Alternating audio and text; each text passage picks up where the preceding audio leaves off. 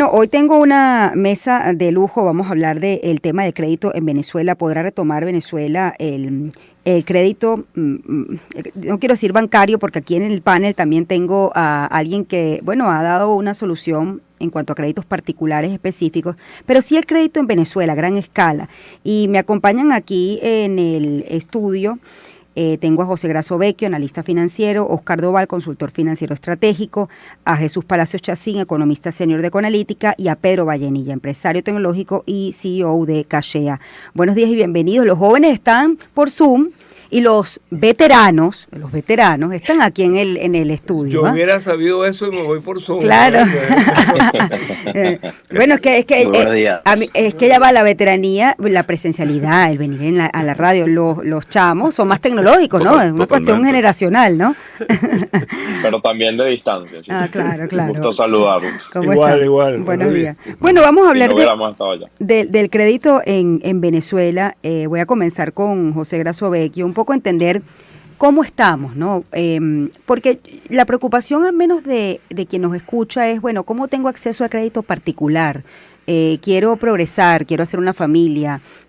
Bueno, ¿quién me puede ayudar para poder tener una casa, un carro? Es decir, el crédito, el microcrédito, ¿no? El comenzar. ¿En qué estatus está esto en este momento en Venezuela, José? Fíjate, yo quiero aclarar que sí hay crédito en la banca. Uh-huh. Con esto, por supuesto, saludo todas estas nuevas modalidades y formas de acceso a recursos para la gente para que pueda hacer compras. El caso de Cashea, que a tanta gente le soluciona su día a día las necesidades de poder tener acceso a compras que de otra forma quizás no hubiera realizado. Pero porque hay unos mitos y yo quiero hablar de las realidades.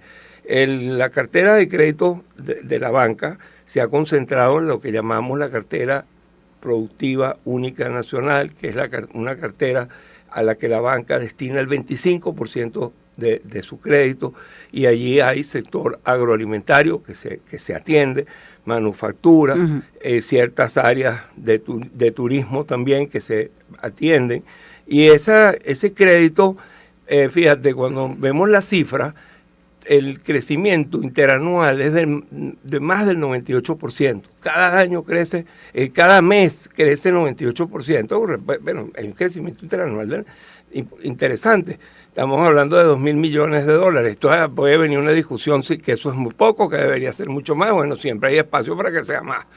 Pero vamos entonces a empezar por allí.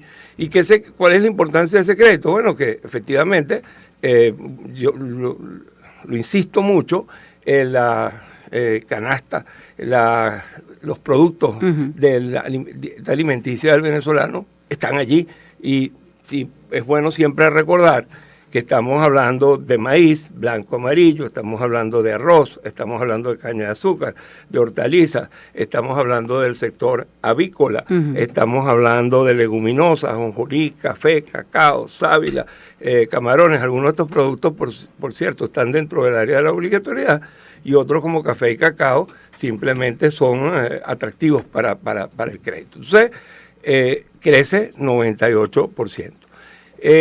Que se hacen comparaciones a veces de nuestros montos con respecto a la de otros países, uh-huh. Y eso pierde de vista de que nuestra economía ha sido petrolera, que siempre se ha hablado de la diversificación, de que hay que ir más y más y más, cosa que también todos estamos de acuerdo, pero efectivamente, ¿cuál es la diferencia, por decir, entre el vecino país Colombia y nosotros, que tiene un sector privado más fuerte, porque no tenía la economía petrolera estatal como la hemos tenido nosotros? Y esa es la diferencia, y por eso es un sistema financiero que no hay puntos de comparación con el de otros países. Entonces yo quiero que veamos un poco lo que llamo el vaso medio lleno, pero quiero ir un poco más allá.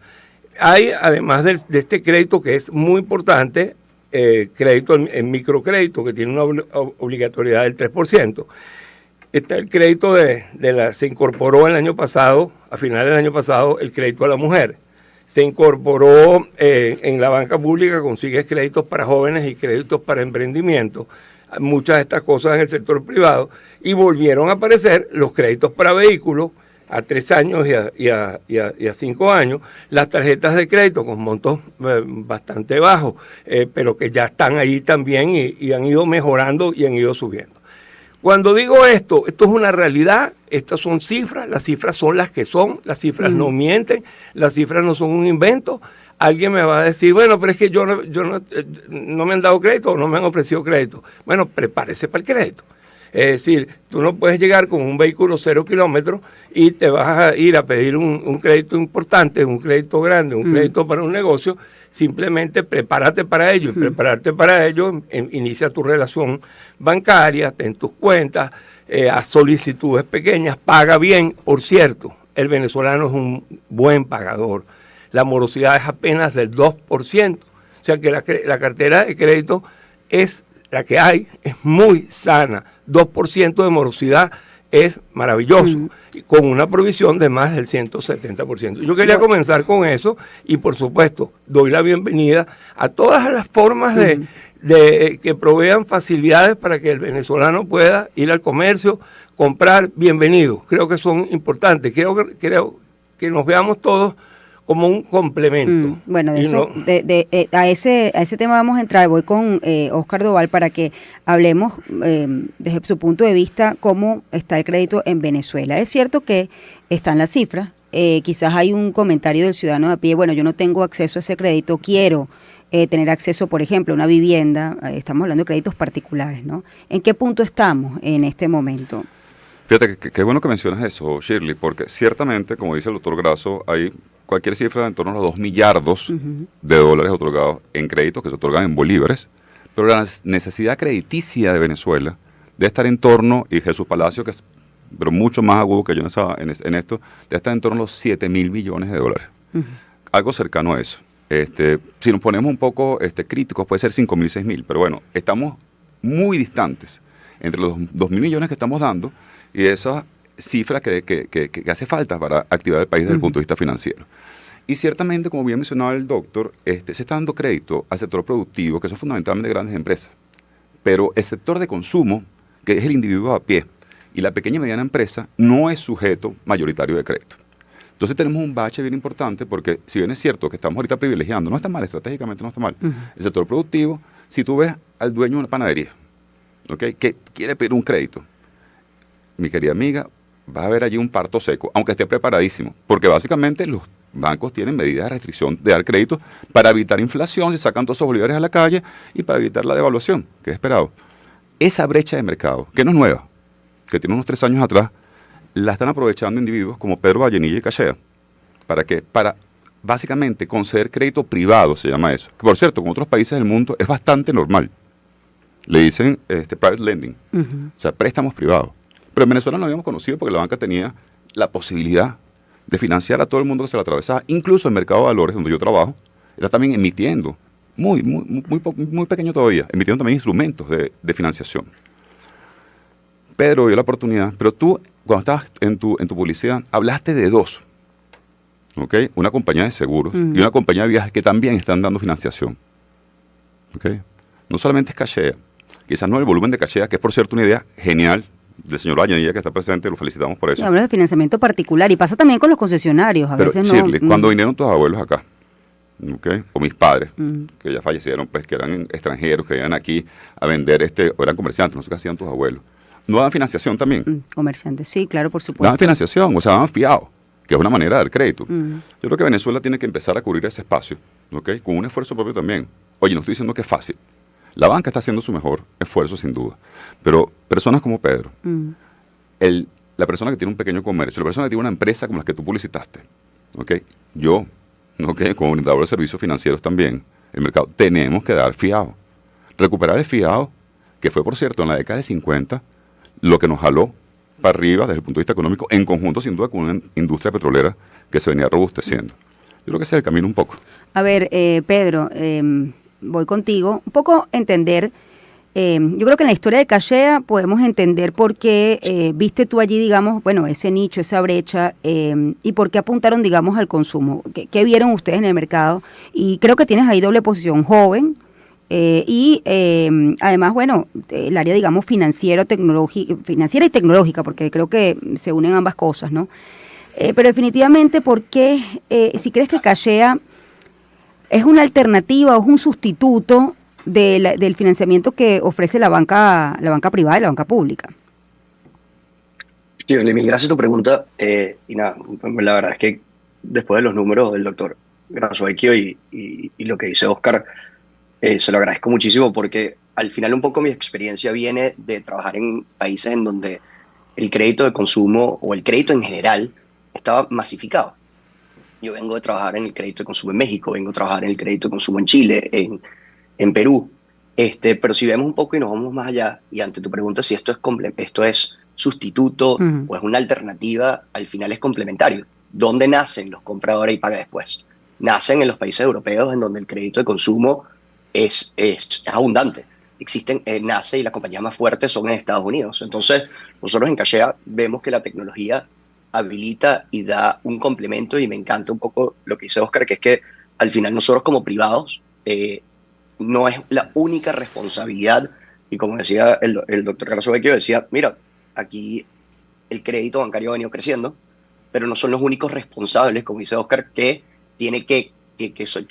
son los únicos que tienen que agarrar y traer la solución a la mesa. Yo creo que nosotros como los privados, y a partir del uso de la tecnología, presentamos una herramienta complementaria a lo que creemos que tiene que ser un conjunto de soluciones a un problema que, en función de la brecha que ahí se plantea, es grande, y de nuestro lado nace a partir de ahí, ¿no?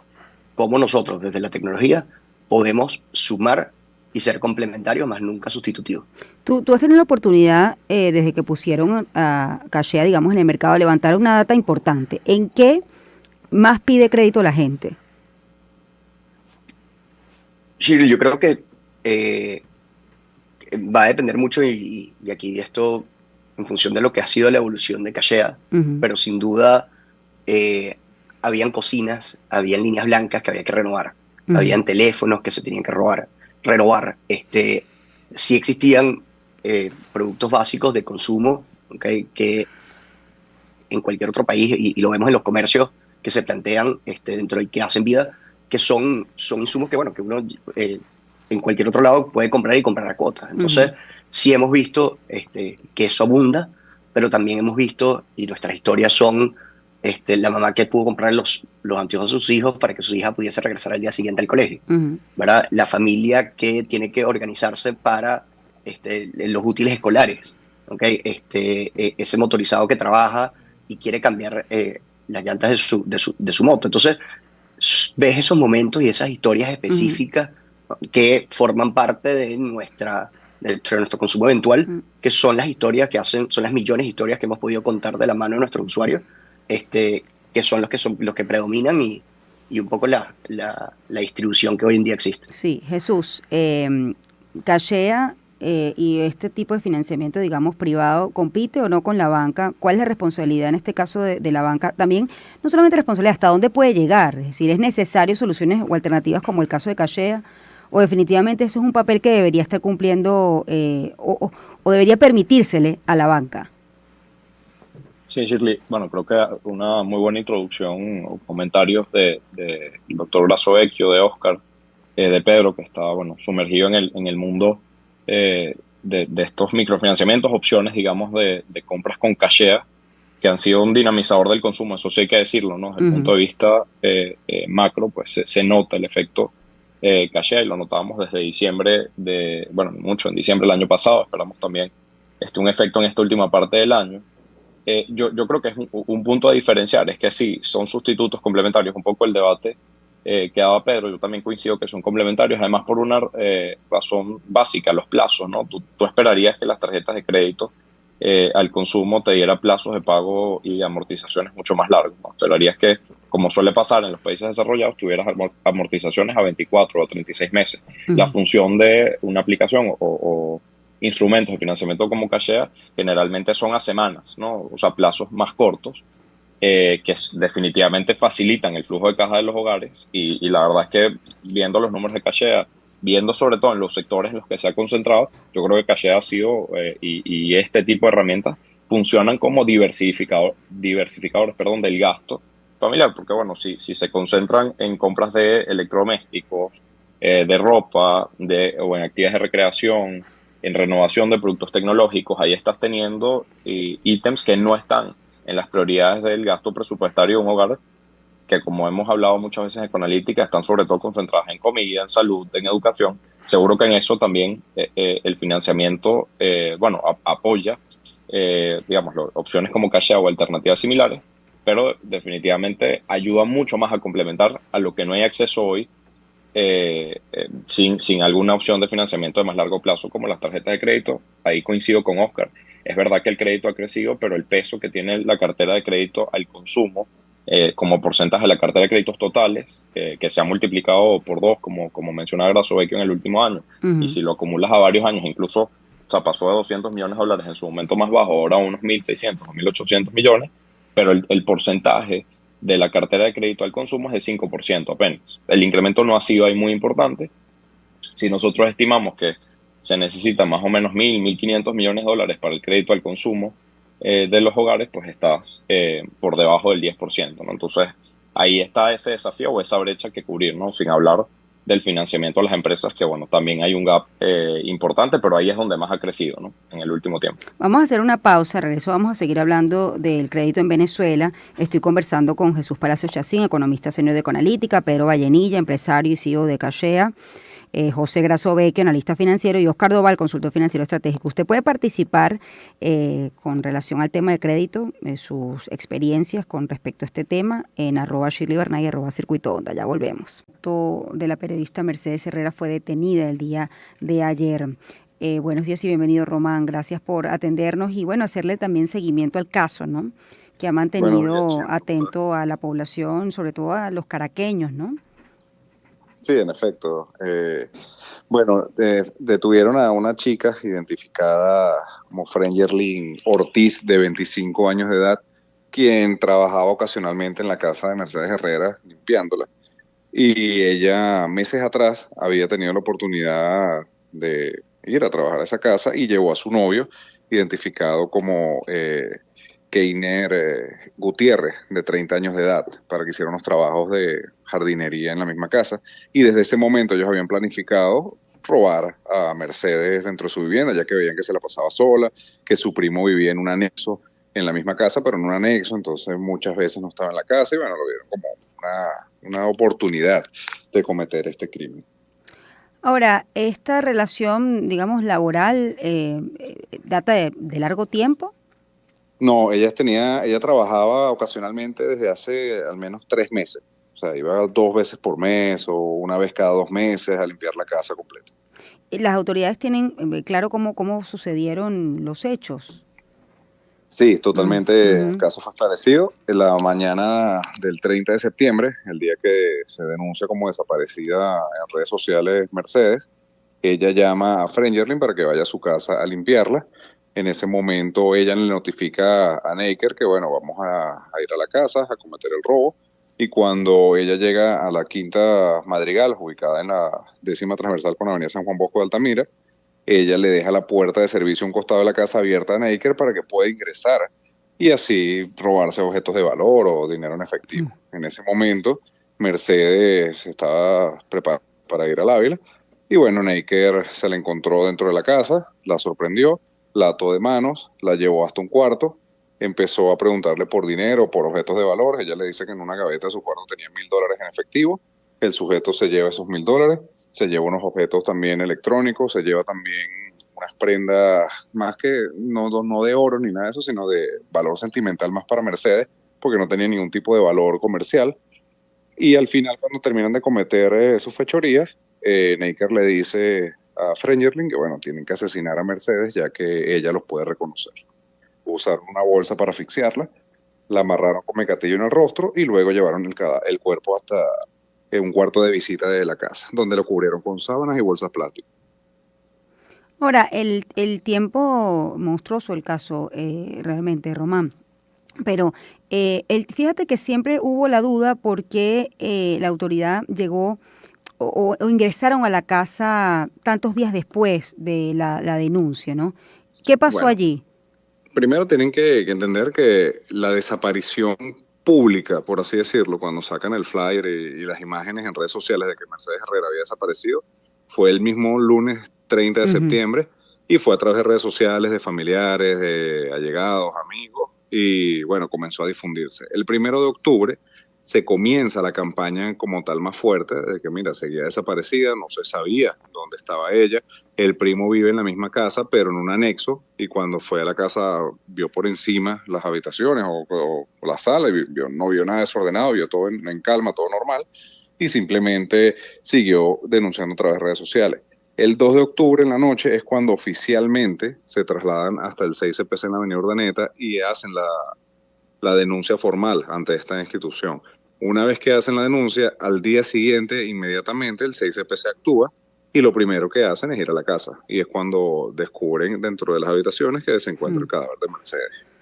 A ver, ya está detenida la presunta responsable y el cómplice, el novio.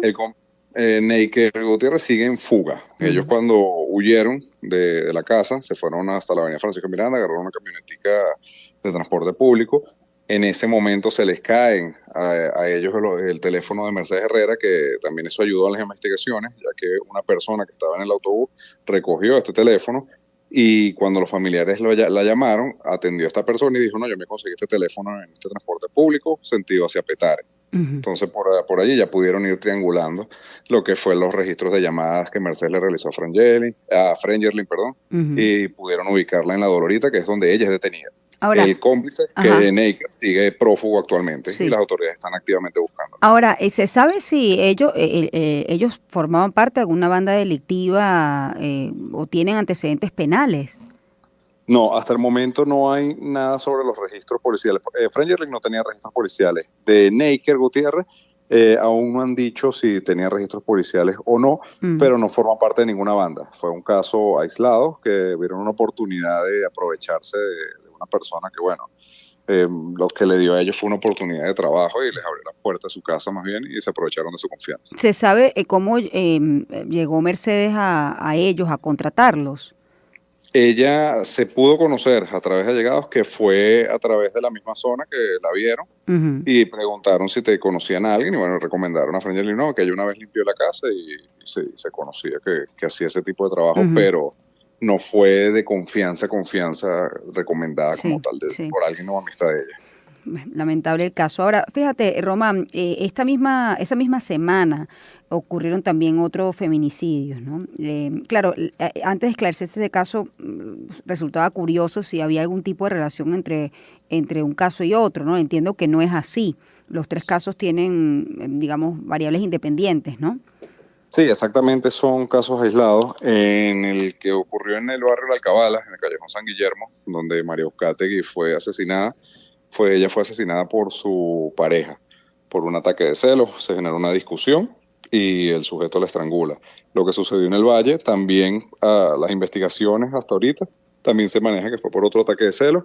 Ayer había regresado a Colombia con su pareja actual, con la que tenía 2 meses, y presuntamente una expareja fue quien ingresó a la vivienda en el Valle, que en ese momento la pareja actual de ella no se encontraba, y la expareja la asesinó. Las autoridades están investigando ambos casos, pero son casos aislados y no guardan relación. Ahora, ¿tú has visto un incremento de feminicidios específicamente en el último tiempo?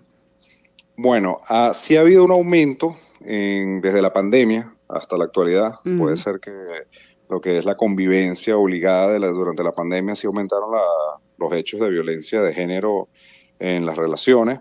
Últimamente se ha visto un mayor incremento en cuanto a la violencia del hombre hacia la mujer en estos casos, hechos delictivos donde un hombre asesina a su pareja por ataques de celos. O sea, es un tema de salud mental que se debe atacar a tiempo. O sea, es una cosa que el hombre como tal, el venezolano, no toma en cuenta que la salud mental es importante o lo ve como algo simplemente normal o simplemente se deja llevar por chalequeos de amigos, esas cosas, cuando, bueno, la salud mental sí tienes que prestarle atención, tienes que prestarle atención y es algo que simplemente damos por sentado y se da en ese tipo de casos. Román, te agradezco mucho el reporte, la actualización, lamentable caso de todas y por supuesto cómo ha ocurrido ya, puesto que ha sido esclarecido el caso del asesinato de Mercedes Herrera. 7:29, voy a hacer una pausa. Gracias, Román, @RCamachoBZLA. Por allí pueden seguir a Román, especializado en la fuente de sucesos, con la última actualización de los casos de sucesos que ocurren en el país. Vamos a hacer una pausa, ya volvemos. Y si hay al corazón de grandes personajes en Shirley Radio. Con Shirley Barnaghi. Bueno, he invitado a Simón Villamizar, periodista de cultura, entretenimiento y espectáculos, aquí al estudio, un poco para entender qué ha pasado con los conciertos en Venezuela. Hace poco, por ejemplo, se confirmó la gira latinoamericana de Shakira y, para sorpresa de muchos, se anunció que no vendrá a nuestro país, al menos la información que se tiene hasta el momento. Hay varios artistas que han venido cancelando y, un poco entender cuál es la situación del espectáculo, los espectáculos en Venezuela posterior al 28 de julio. Digamos, hay un antes y un después, Simón, con la etapa electoral en Venezuela. Definitivamente la política ha llegado también o ha influido en ese terreno de la cultura y el espectáculo en Venezuela. Buenos días y bienvenido. Buenos días, gracias, Shirley. Sí, definitivamente. Yo creo que la política ha permeado todas las áreas. Tú te pones a ver, el mundo de la farándula está permeado por la política, el mundo de las marcas está permeado por la política, cualquier ámbito. El mundo del teatro, tú ves el tipo de teatro que se está haciendo y definitivamente la política ha permeado absolutamente todo. Yo no creo que eso sea solamente en Venezuela, lo que pasa es que en Venezuela tiene unas características particulares. Y en el caso de los conciertos, podíamos prever que esto iba a suceder. Y sí, inmediatamente post 28 comenzaron las cancelaciones de conciertos. Bueno, porque un poco por la angustia, un poco porque hubo consecuencias inmediatas después, que por ejemplo el tema de las líneas el tema de las líneas aéreas, los traslados, es decir, para la conexión aérea. Eso es uno de los factores más importantes. ¿Por qué? Porque, por ejemplo, te voy a poner un ejemplo que no necesariamente tiene que ser con las condiciones que te estoy diciendo, pero me sirve como ejemplo. El caso de la agrupación Miranda. Oye, que venía vendiendo entradas de manera considerable, era para un público específico, había generado bastante expectativa y, sin embargo, después del 28 se paralizó completamente la venta de entradas. Bueno, porque el público comenzó a decir, oye, esto me falta un mes para el concierto, pero no sabemos qué es lo que va a suceder en el país. Entonces comienza la paralización, fue inmediata. Entonces, cuando tú le preguntas al productor de espectáculo, te dice, bueno, nosotros vendimos a lo mejor 15 entradas, 16 entradas en un mes, y no es lo frecuente. Sobre todo cuando se trata de artistas de la talla de Miranda. El tema de cuando tú intentas traer otros artistas, por ejemplo, comienza la negociación con el tema de, por un lado, el tema del costo de los billetes. Es decir, tú vas a traer a Miranda y tienes un presupuesto, sacas un presupuesto y dices, bueno, el pasaje me sale en $6,000.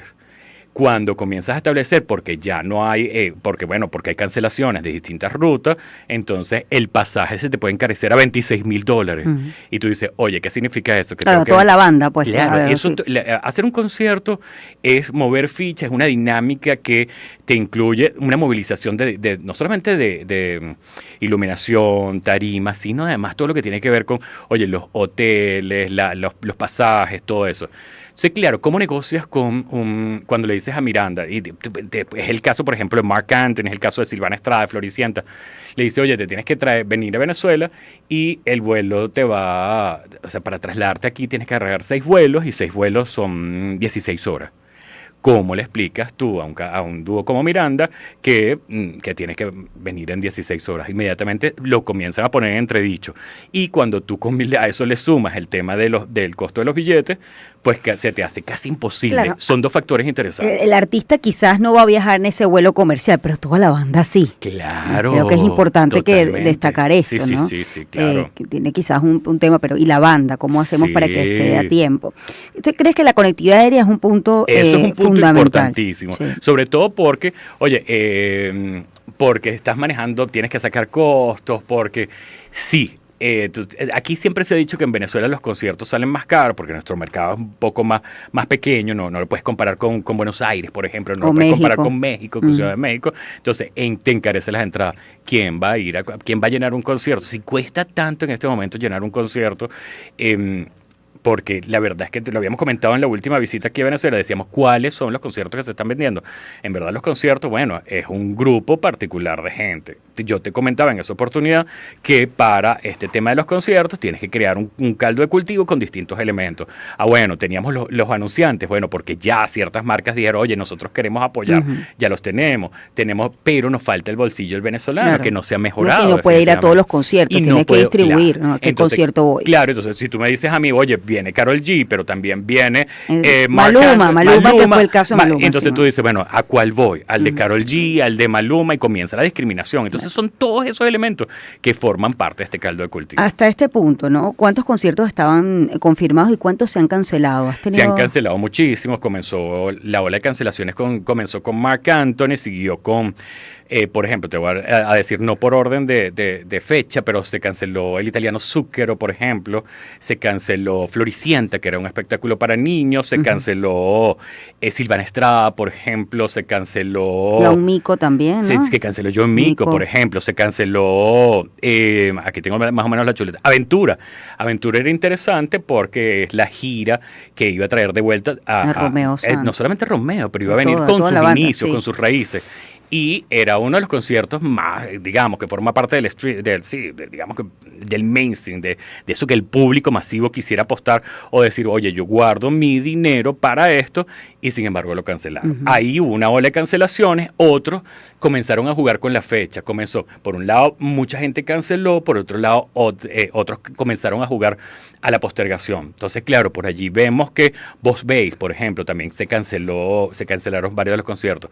Morat, que es la banda colombiana Morat, oye, todavía no lo han cancelado. Y cuando digo todavía cancelado, porque ya hubo una cancelación. Ya hubo una cancelación. Yo tuve la oportunidad de conversar con el productor, el creador de Aguacate Producciones, y me decía, oye, mi intención, ya yo lo tuve que cancelar, mi intención es llevarlo hasta el final, tratar de llevarlo a buen puerto. Y así han estado, bueno, porque depende, oye, la idea no es, ya vendiste entradas, ya lo tienes garantizado, eso claro, va a ser, entonces claro, se han ido postergando. La situación es eso. ¿Qué ha comenzado a suceder? Han comenzado a suceder en este momento varios fenómenos interesantes. Por ejemplo, no nos visitan, ¿no? Porque todo parece indicar... Aquí hubo muchos productores de espectáculos que obviamente se comenzaron a asustar, que dijeron, oye, ¿qué hacemos? ¿Seguimos moviendo fichas? ¿Seguimos apostando? ¿O no lo hacemos? Bueno, porque tienes demasiadas variables que se te pueden caer, y se te pueden caer por un viaje, por un traslado. Entonces, claro, dijeron, bueno, no vamos a bajar los brazos del todo, porque se trata de un sector que mueve dinero, un sector que genera empleo, porque se trata de un sector que está formado por distintas fichas, y esto es un negocio. La gente decía, oye, pero es que no debería haber conciertos. ¿Por qué no? Pero tú te pones y tú dices, oye, ¿por qué no puede haber conciertos? Si hay teatro, es decir, el mundo cultural, porque esto pertenece, si lo puedes englobar al mundo cultural y también al del entretenimiento, pues debe haber conciertos. Entonces, por un lado, uno de los fenómenos que se estaba dando es que comenzaban a anunciarse en conciertos de cantantes locales.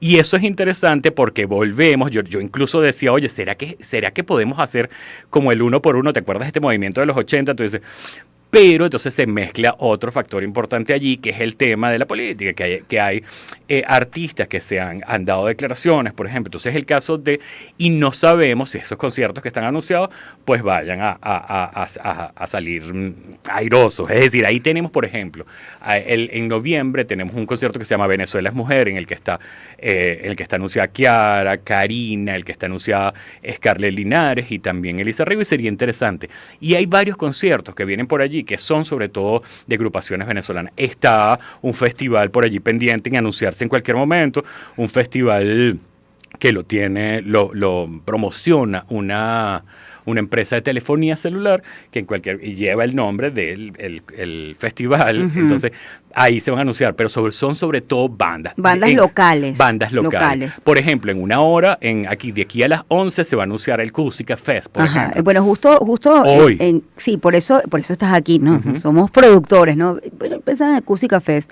que había traído en la antigüedad, tienen poco tiempo, por así decirlo, con respecto a... Y sin embargo han traído, al menos, claro, y han traído artistas que están hoy en día sonando en todas las plataformas digitales. Pero ¿cuál es el caso de o cuál puede ser el caso de este Cusica Fest, ¿no? en vista de todas las variables que me has contado. Sí.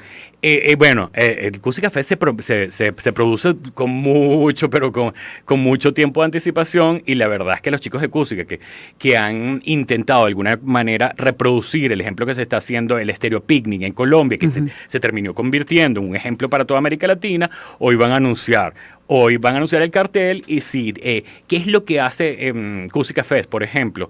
Que se trae, a lo mejor no esas grandes estrellas Claro, el escenario es más pequeño. Claro, bueno, no es tan pequeño, porque es la Universidad Simón Bolívar y monta en 3 escenarios. Y te voy a decir algo, yo creo, para mí, sin que me quede nada por dentro, yo creo que es el festival más importante que se monta aquí en Venezuela desde hace 3 años. Y tú dices, oye, son 3 tarimas gigantescas que traen artistas internacionales, a lo mejor no de la talla, a lo mejor no de la talla de Karol G, no de la talla de Shakira, quien yo dudo que venga, por cierto. Tú lo decías hace unos minutos, hay gente que todavía apuesta, por ejemplo, el caso de Shakira, que dice, bueno, porque habían 3, eso es así, habían 3 productores de espectáculos que querían traer a Shakira, y yo me encontré el fin de semana uno y me dijo, mira, no viene porque, bueno, vamos a ver, no viene es entre comillas y subrayado. ¿Por qué? Bueno, porque las variables están allí. ¿Cuáles son las variables? Bueno, tienes que garantizarle que llegue y no venga en un vuelo de 17 horas. Tienes que garantizarle al productor de espectáculos que el traslado no le vaya a costar $30,000, sino que le cueste los $5,000 que tenía destinado. Y además tienes que garantizarle seguridad y una serie de... Entonces, en el caso de Shakira, además del tema político, que es indispensable, que también forma parte de este... Entonces, hasta ahora, eso es una mala noticia. Sí, es una mala noticia, porque la verdad es que Venezuela merece tener a Shakira, que tenemos mucho tiempo que no la vemos, y hasta ahora, pues está fuera de las manos de los productores de espectáculos. Hay un sector que está vinculado con el gobierno que quiere seguir trayendo espectáculos, y sin embargo no lo han podido hacer por todas estas variables. Que va a montar el Salsa Legends, por ejemplo, en el Poliedro de Caracas, y vamos a ver ese tipo de conciertos un poco menores. Por ejemplo, está el hermano de Rubén Blades, Roberto Blades, está con figuras de ese envergadura, digámoslo así. Entonces, ese tipo de cosas vienen. Y sí, hay otros conciertos. Nosotros vamos a tener a Jessie Joy, que está confirmado, por ejemplo. Bueno, y el Sacapecho Fest también, que se cambió. Está el Sacapecho Fest, que todavía, y la figura principal es Maui Ricky, por ejemplo. Entonces, está... ¿Cuáles están allí que uno pudiera esperar que en cualquier momento que lo anuncien, cancelación o no? Por ejemplo, Manuel Turizo. Acuérdate que Manuel Turizo es como un par. Lo vendieron el 8, 7 y 8 de noviembre, y Jessie Joy ya la empresa productora de espectáculos además ha venido haciendo una campaña en la que dice, nosotros tenemos a Jessie Joy. Y eso te da tranquilidad. Le da tranquilidad al público que no quiere, que es lo que, eso también atenta contra el tema del público, porque tú dices, oye, voy a comprar una entrada, la compro 3 días antes.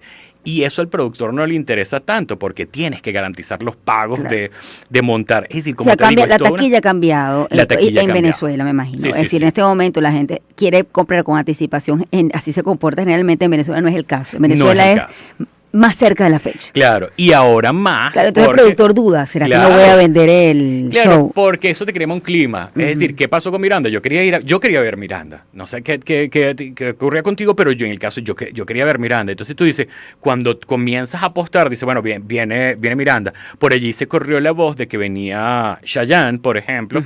Claro, no para este año, para el año 2025, y bueno, hay que esperar también el tema político, también el tema económico, también el tema de las aerolíneas. Yo creo que son distintas con las condiciones. En el Cusi Café te puedo decir que ya han anunciado nombres a las 11 de la mañana del día de hoy se van a dar a conocer, pero sabemos, por ejemplo, que ahí va a estar, oye, ahí hay un anuncio interesante que va a venir 3 dueños, ¿te acuerdas de 3 dueños? Sí, claro. No es que van a venir, están aquí, pero 3 dueños se juntan y eso es, como noticia es bueno.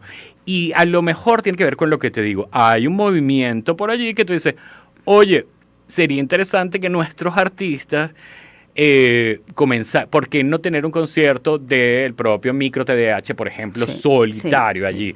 ¿Por qué no tener... Y hay otros, hay Neutro también, por ejemplo, Neutro Shore, por ejemplo, Elena Rose, claro, Elena Rose, entonces comienza también el tema político allí, que es un tema. Bueno, por ejemplo, Rawayana tiene el 18 de diciembre. ¿Y ese se mantiene?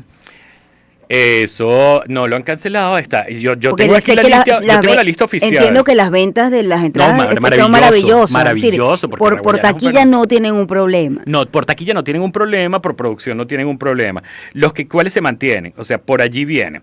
Manuel Turizo está anotado el 8 de noviembre, sin embargo, la empresa productora, fíjate cómo la empresa productora 8 de noviembre es en un mes. Ya, 8 de noviembre. ¿Y cómo va la venta de boletos? Bueno, al día siguiente tienes a Jesse Joy y la venta de boletos de Jesse Joy ha subido por una razón, porque Jesse Joy ya dieron señas de que nosotros vamos a Venezuela. Manuel Turizo no se ha dicho absolutamente nada. Entonces, claro, frente a esas condiciones, ¿qué haces tú? ¿Compras o no compras la entrada? Es decir, yo digo, bueno, Jesse Joy me gusta, ya anunciaron que vienen, puedo comprar la entrada. Entonces tienes un aval de confianza que te diga que sí. Por ejemplo, Morat se mantiene 16 de noviembre en el Estadio Universitario. Está el que te dije, Salsa Legends, el 23 de noviembre, que es Roberto Blades, Willy González. El 6 de diciembre él saca el pecho, el 7 de diciembre. Es decir, hay una serie de conciertos anotados en el calendario. Sí los hay. Pero, bueno, hay que ver las condiciones. Que notamos, el terreno es inestable. El terreno es inestable. ¿Cuántos conciertos tuvimos el año pasado? No, en comparación con en comparación. Este ha sido un año, por eso te digo, un año que se movió. La fecha, eso fue movimientos telúricos por aquí, por allá. Veremos en qué queda. Por ahora hay conciertos que ya muchos se han cancelado, otros se mantienen activos, al menos hasta este momento. Y bueno, tarea difícil para los productores, definitivamente. Muy difícil. Y es una lástima porque es un sector que mueve dinero, Tú puedes criticarle cualquier cosa, pero ¿por qué no? Es decir, es el mismo, como te digo, es el mismo sector del cine, que se está haciendo cine, es el mismo sector, es de entretenimiento, y por qué no desdeñarlo, no es justo. Te agradezco mucho, Simón Villamizar, periodista de entretenimiento, cultura y espectáculos, ha sido mi invitado a esta hora. Vamos, da chance con qué está sonando en el mundo, Sonidos somos y la forma en la que actuamos. Conoce los eventos que marcaron la vida de nuestros invitados en Huellas Ocultas. Bueno, a esta hora recibo aquí en el estudio, en nuestra sección Huellas Ocultas, a Henry Soto, actor venezolano. Henry, qué gusto reencontrarme contigo, tanto tiempo. Hola, Shirley, un placer estar aquí. Yo siempre he admirado a la gente que puede trabajar a esta hora de la mañana y ser así rápidos como tú, inteligentes. Yo todavía pero es que estamos a las 7:41. A las 6 sí soy otra persona. Yo voy agarrando fuerza a medida que va pasando las horas del programa. Claro, porque ya tú tienes rato en el programa. Claro, yo me acabo de despertar. Claro, a mí me pasa siempre cuando me han invitado en los programas estos matutinos, llego así. Hubo un momento con Chatén donde le dije al aire, porque él estaba como desde las 5 o 6 de la mañana. 6 de la mañana así. Igual, 6, pero y luego se alargaba un poco más de programa. Yo me tocaba siempre muy temprano y siempre llegaba como que dormido, ¿no? Ajá. Y entonces de pronto un día dije, no voy a llegar dormido a ese programa, y me levanté temprano y me fui a correr, a trotar primero. Entonces llegaste activo. No, llegué. ¿Y hoy saliste a correr? No. Ya viene de la sábana para acá. Bueno, aquí te pusimos un cafecito para que te despiertes. Riquísimo, además, gracias. Por favor, bueno, me alegra, y así vas a estar bien despierto con cafeína por el resto del día. Oye, vamos a hablar de tus huellas ocultas. Fíjate que, las estuve leyendo, y aquí pones la primera, una bastante trágica, la pérdida de tu abuela paterna a manos de delincuentes cuando tenías 5 años. Hablemos de eso. Eso fue horrible. Mi abuela materna Isabel era lo máximo. Lo máximo era que aún la recuerdo como si fuera ayer. Su cara la tengo absolutamente presente en mi mente, sin olvidarla nunca. Abuela vivía en una hacienda. Uh-huh. Mi abuelo había vendido unas maderas. Yo vivía de la venta de maderas, qué sé yo. Y en ese tiempo, pues casi todo estaba centralizado. En Caracas era donde había los bancos. Ellos vivían en Aragua. Uh-huh. Y de pronto, cuando venden la madera, abuelo se viene a Caracas a depositar el dinero en el banco y se queda abuela en la casa, lo que siempre hacían, pero no era normal. Y bueno, nada, pues sabe que esa gente, hay mucha gente en los pueblos. Antes se estilaba que había muchos padrinos y no sé qué, y mi abuela era la madrina de todos los chamos de San Casimiro. Resulta que, uno de esos entró a la casa, empezó a visitarla, y nada, pues en una noche entraron, rompieron. Mi papá llegó esa misma noche, la encontró en casa. Y nada, es un cuento como muy loco. Pero siempre estuvo presente. ¿Cómo vive un niño de 5 años en una situación como esa? fue horrible porque, o sea, me van a decir que yo soy brujo, esotérico, qué sé yo, pero yo sentía a mi abuela, cuando murió, yo sentí a mi abuela cuando estaban en el velorio, se me sentó en la cama, yo sentí su mano, fue muy loco. La relación que ella y yo tuvimos fue, bueno, abuela nieto, pero no solo eso, era eso, esa cosa así de que era mi abuela del alma. Mi abuela peleaba con papá para que papá no me regañara, ni me pegara, ni nada de eso. Ella salía adelante primero. Me acuerdo una vez que me fui, tenía como 4 años, me imagino, algo así. Estábamos, por supuesto, en la hacienda y me fui a correr con todos los niños de la hacienda, los visatarios que había por ahí cercanos, todos los vecinos, y nos agarró un palo de agua y esa cosa duró como 2-3 horas. Por supuesto, yo entiendo a mi papá estaba muriendo, un chamo de 5 años perdió 3 horas en la montaña, pues él estaba como loco. Cuando yo vengo bajando todo mojado, lleno de barro, yo lo que veo es mi papá con un mandador. ¿Sabes lo que es un mandador? Ajá, viene con un mandador así en la mano y más atrás viene mi abuela con otro mandador y le decía, si tú lo tocas, te caigo a golpe a ti también. Es una belleza. Ahora, Henry, entonces tú creciste desde muy pequeño con, bueno, primero te relacionaste con la muerte muy joven, Sí. ¿no? Y crecer con esa tristeza, además de una forma trágica, porque no ocurre de una manera pues, natural, pues por razones biológicas. Entonces, creciste con eso siempre estuvo allí. ¿Y de qué forma te marcó? Porque esta sección es huellas, ¿no? Me ha hecho falta toda mi vida mi abuela. Me marcó tanto que es un vacío que está allí irreemplazable. ¿Qué edad tiene tu abuela? Era joven, imagino, en ese momento. Sí, no sé, yo la veía grande porque era un chamito, ¿no? Pero probablemente era ella joven. tendría 70 años, 65 años, una cosa así, no era muy grande. Y creces con eso, ¿no? Con esa ausencia de pequeño. Luego viene algo bonito, así como hablamos de la muerte, vemos el nacimiento, el nacimiento de cada uno de tus hijos. Dayana, la mayor, Sí. Francisco José, Leonardo Enrique y Maya. Ajá.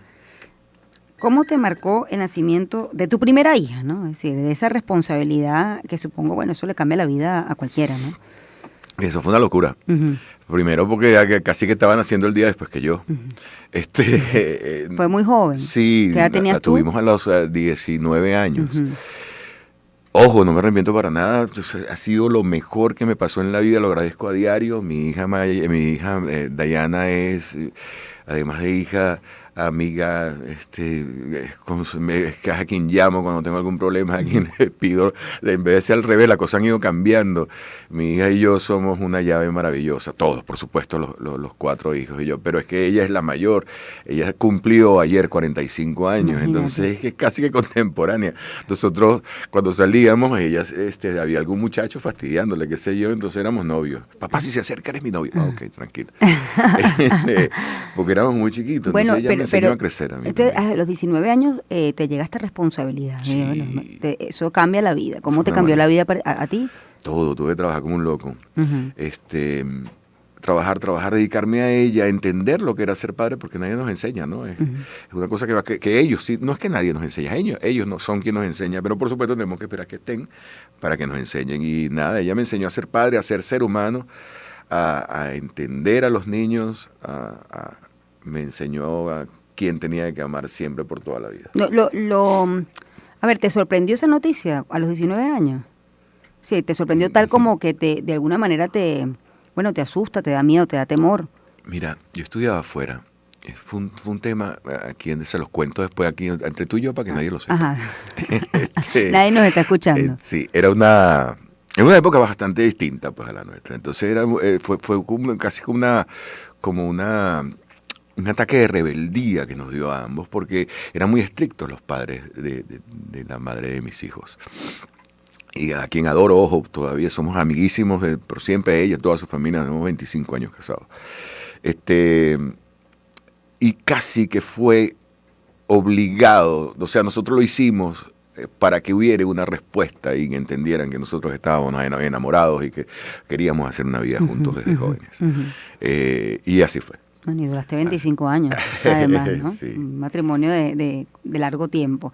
Acá tienes otro, y fíjate que también volvemos a la muerte. Creo que el tema de la muerte ha estado presente Me ha en tu pegado vida. mucho, sí. La muerte de tu mejor amigo, Adalberto. Fue muy particular, todas las muertes de los cercanos son muy particulares, pero la de él fue muy loca porque fue un 26 de diciembre. Yo estaba en casa, somos amigos de toda la vida, vecinos, además, pues estuvimos juntos estudiando, y el 26 yo estoy en el baño, y mi esposa me dice, mira, le está buscando a Alberto. Y yo, dile, ya va, espere, dile que se espere, que estoy en el baño. No, que se vaya ¿para dónde? Que se vaya, ya, bueno, dile que suba. Imagínate tú la amistad que había, que era esa cosa. Pues. Me dice que se va a Mérida, y yo, pero quédate quieto, ¿para dónde vas tú? Estudiante de arquitectura en ese momento, él, brillante. ¿Eso es cuando, qué edad tenías? 20 años, 20 éramos años. muy niños, un poco menos, 19, una cosa así. 18. Y me dice, no, es que me quiero ir porque vamos a un grupo. Y yo, pero te vas a ir hoy, 26, eso es una locura. Lo del tráfico, la gente está loca en la calle, no sé qué, no, pero es que queremos viajar de noche. Además ese era el tema, si iban de noche. Total que bueno, para hacer el cuento corto, viajaron de noche, hubo un gran accidente, se encontraron un carro de frente en la autopista regional del centro, un carro de frente. Se llevó 4 carros, incluyendo el de él, todos los que venían en la caravana. Y bueno, nada, todo lo demás lo saben. Pues. Eso fue horrible, terrible. Ahí me encontré realmente, porque de principio fue de niño, fue esa angustia de que la abuela no está más. Pero ya aquí estás grande, entonces es como que el encuentro por primera vez con esta cosa natural que es parte de la vida, pues con la muerte. Pero cuando no es natural, pues choquea mucho. Y ahí pasaron varias cosas. Muchos amigos míos, no muchos, pero 3 grandes amigos míos murieron en accidentes. Y eso me ha pegado mucho en la vida. Los 3 más grandes amigos, los 3 hermanos, pues. Eso es que, ahorita que lo cuentas, es la sensación de realmente la ausencia de que, bueno, esa persona con quien hablas, con quien convives, ya no está. Eso es un vacío, es distinto a la de un familiar, pero es un vacío, digamos, la complicidad que tienes con unos amigos y que tú no está, ¿a quién le escribo? Que no lo entiendes. Yo recuerdo todavía esa sensación de decir, oye, papá no va hasta mañana. O sea, es como descubrir eso, ¿qué es la muerte? La muerte es sencillamente que no vas a ver más nunca a esa persona, y eso lo entendí en ese momento. Aunque supiera todo, pero es sentirlo, es verlo, es palparlo, y eso me pasó. Bueno, fíjate que aquí hablas de en las huellas de Henry, es interesante, hablamos de los nacimientos y las cosas bonitas, pero hay muerte. Fíjate que otra de tus muertes es la muerte de tu papá cuando tenías 25 años. Entonces, tu amigo, tu papá... ¿en qué circunstancias? La pones aquí también, bueno, cuando de todas esas muertes, bueno, ¿hay alguna que te haya marcado más que otra? Yo creo que por los tiempos me marcaron como que las primeras, por reconocer lo que era esto que nos pasa a todos. Pero sí, últimamente fue muy loco, porque además vienen como por ráfagas, ¿no? Y fue muy loco porque primero se fue mamá y luego se fue mi hermana, pero una tras otra. Y eso fue hace 10 años, hace 9, 8 años. ¿Y de tu papá, cuando tú tenías 25 años? Sí, eso fue hace 20 y tantos años. Fue una locura, estábamos muy chamos también. Papá es una figura maravillosa en nuestra casa, que hizo falta toda la vida y todavía sigue haciendo falta, y yo hablo con él. Tengo mis monólogos nocturnos, porque además éramos una llave maravillosa. Yo crecí al lado de mi papá. Yo iba a trabajar con él. No es que yo iba a trabajar, él iba a trabajar y yo iba al lado. En su oficina, me sentaba al lado, así como está tu hija, casi que a diario mientras no había clase. Y todo eso lo recuerdo. Yo era su amigo, él era mi amigo. Yo me recuerdo grandes viajes con él al lado, él y yo solos. Papá era una maravilla. Y luego vino la muerte prematura de tu hermana mayor, Marlene. ¿A qué edad? ¿Qué edad tenías tú? Eso fue hace 8 años. 8 años. Eso fue ahorita. Y mamá antes también. Fue muy loco. Porque mi hermana era mi mamá también. Era mi hermana mayor. Esa cosa que pasaba antes en nuestra familia, pues los mayores siempre nos ocupaban o se ocupaban de los hermanos que venían, ¿no? Era ella, además era médico, entonces era una locura. Me vivía cuidando, estaba encima de mí, era un ser humano. Ayer hablé con mi única nieta, por cierto, la recordábamos. Cuando hablas de prematura, ¿en qué circunstancias murió? Enferma. Cáncer, sí. Además, muy jovial, muy maravillosa. Un ser humano que donde llegaba llenaba de luz el espacio. Y tú has tenido, digamos, las dos formas, la muerte, digamos, trágica, sí, trágica, un accidente, algo repentino que ocurre, el tema de la delincuencia y, bueno, por la enfermedad. ¿Tú has pensado, hay alguna mejor forma, digamos, la aproximación a la muerte, hay una menos dolorosa que otra? Es decir, porque hay gente que dice, bueno, yo hubiese preferido poderme despedir a no despedirme. ¿Lo has pensado? El no despedirse es horrible. Yo lo viví muchas veces. Es horrible, es terrible. Y yo no sé, yo creo mucho en Dios. Y a mí me han pasado cosas muy locas, cosas como tener 5 años que no veo a un amigo y de pronto se me mete en la cabeza, tengo que verlo, y llamo a todos los amigos comunes, o familiar, o puede ser quien sea, llamo a todos los comunes, le digo, mira, vamos a ver a tal persona, porque tenemos tanto tiempo que no hay, nos hablamos, nos tomamos unas bebidas espirituosas, qué sé yo, claro, sí, vamos, y hacemos un grupo y vamos, y después de mucho tiempo vemos al papá, a la mamá, nos saludamos, es típico, pues, cuando tienes mucho tiempo sin verte, y eso fue terrible. Eso yo lo vi tenía un restaurante, por eso que esto en estas horas. Estuvimos hasta las 2:30, pues estábamos en hora de comida, pues, y a las 4 de la tarde me llamaron que se había suicidado. Esto quiero hacer como un llamado, porque yo vi a mi amigo normal.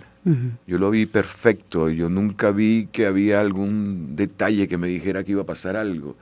Entonces hay que estar muy pendiente de quienes tenemos al lado, porque yo a veces me cuestiono, o sea, sería que no tenía que irme, sería que tenía que quedarme con él. Entonces comienzan esas interrogantes todo el tiempo, y eso me pasó también con la muerte de papá, con la muerte de mis amigos que no me pude despedir. Mi amigo, uno de mis mejores amigos también, me llama en la mañana, mira, yo toda mi vida he hecho deporte, y él también, pero otro tipo de deporte, y entonces quería como que incluirse conmigo en el ciclismo, en el correr, íbamos a empezar a correr, él iba a empezar a correr conmigo y iba a comprar unos zapatos. Y estaba esperando le pagaran un dinero. Cuando le pagan el dinero, me llama, yo estaba trabajando en Radio Caracas en ese momento, me llama, me dice, Henry, me apagaron para que me acompañes a comprar los zapatos, porque yo soy muy temático con el tema, tiene que ser esto, tiene que ser aquello, depende para ti, como sea, tal, tenemos que ir juntos. Para que vayamos, yo voy, hermano, voy saliendo por un exterior y en La Guaira y regreso después de las 6 de la tarde, en la noche, porque tengo exteriores todo el día. Oye, qué broma, yo, espérame, vamos mañana. Y me dice, no, yo tengo que ir porque quiero comprar los zapatos. Y yo, bueno, hermano, chévere. Me habla de una persona que no eran de mi agrado, porque esta gente que no es buena que la tengas al lado nunca. Y él lo sabía, además. Y le digo, hermano, pero no, tranquilo, yo me porto bien. Perfecto, efectivamente. Y nada, y portándose bien, es cuando te toca, además. Le pidieron la cola, a un amigo, este amigo le dijo a mi amigo que le diera, él no tenía carro, que lo acompañara y que de regreso lo dejaba en su casa. Estaba lloviendo, una curva. Un accidente. Por salvar al niño de mi amigo, porque estaba en un jeep descapotable. Y cuando el jeep pegó el caucho trasero del brocal, él salió despedido y agarra al niño y él cae así con el niño acá. Ahora, luego que, bueno, como te digo, has estado ¿cómo percibes la vida, Henry? O sea, después bueno, tú conoces de primera mano las muertes, distintos tipos de muertes, de gente cercana, ¿no? Bueno, ¿cómo vives tú tu vida? Es decir, ¿esto te ha marcado de alguna manera que tú eres mucho más consciente del día a día? Sí, yo lo vivo para mí.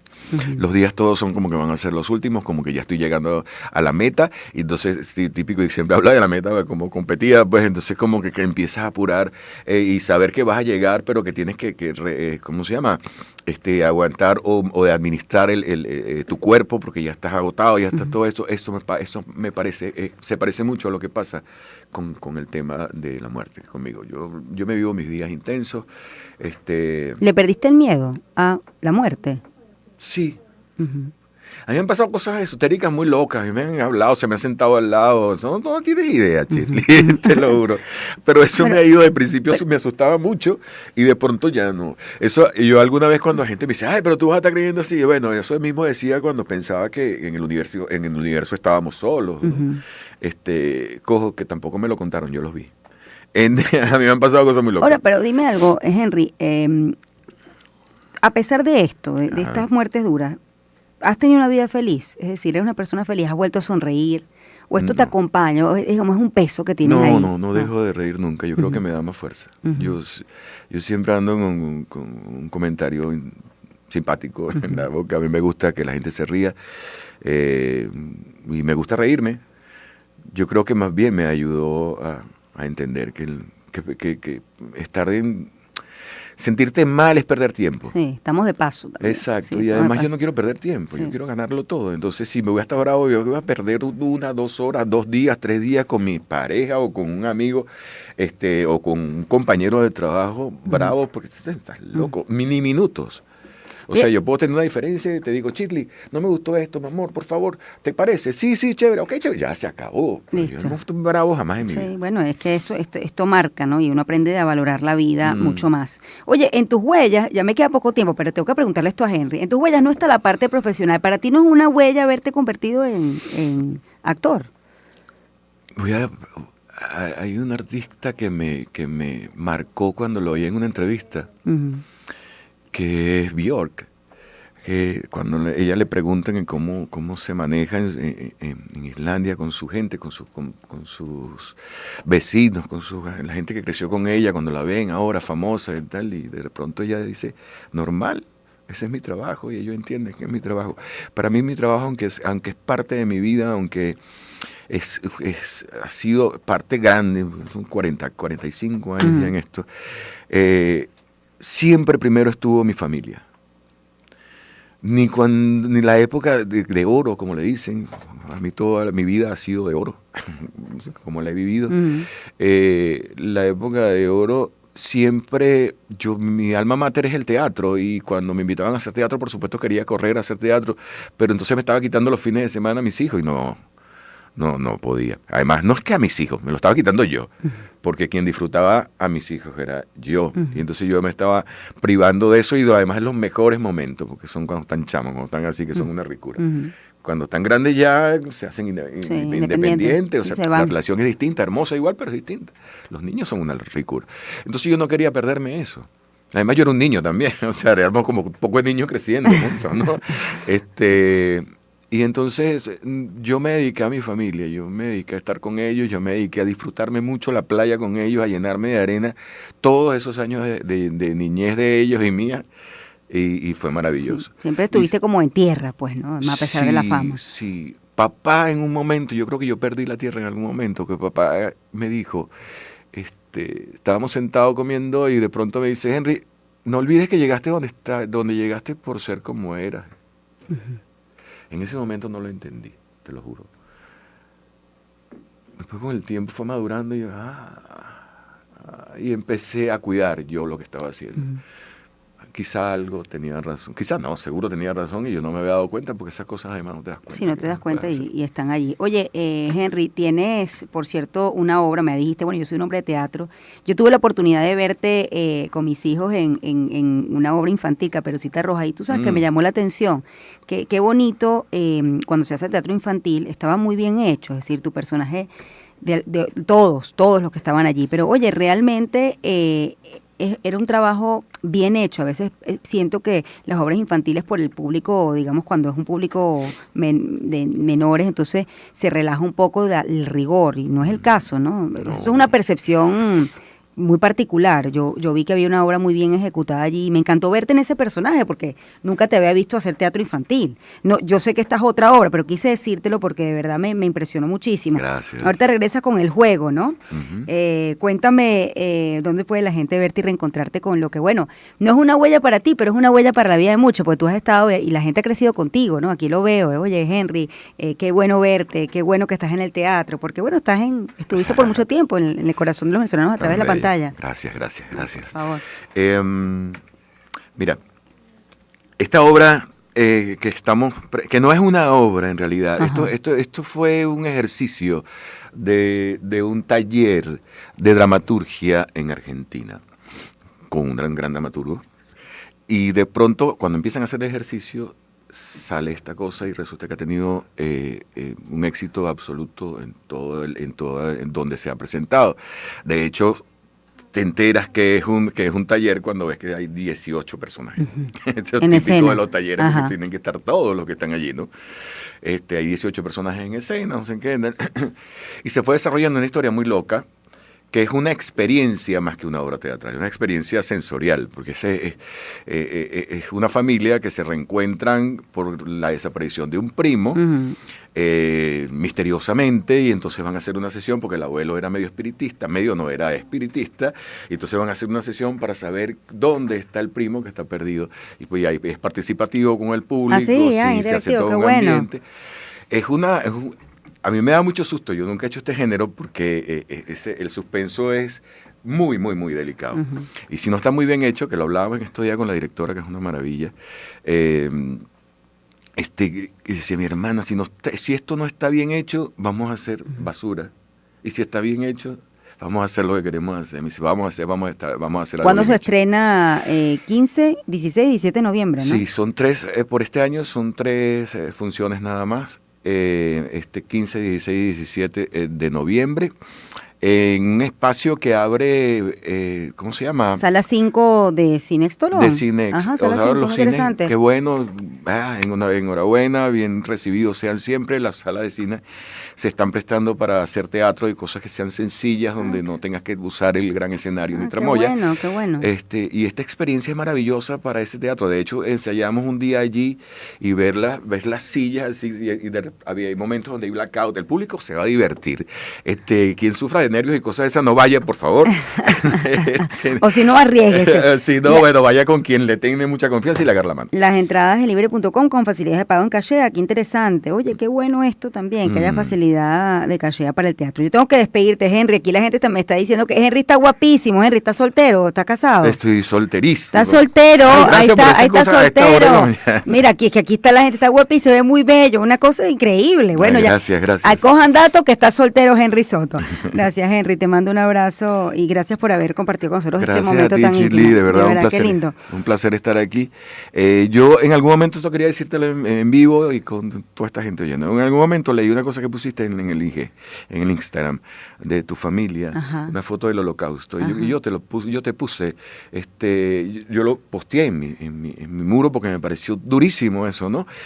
Y puse una leyenda y quería agradecerte. Gracias por esa fotografía, está en mi muro y con todo el respeto. No lo sabía, Henry, gracias, lo voy a leer. Me alegro que te haya tocado porque salió de allí. 8:05, vamos a hacer una pausa. Ya volvemos.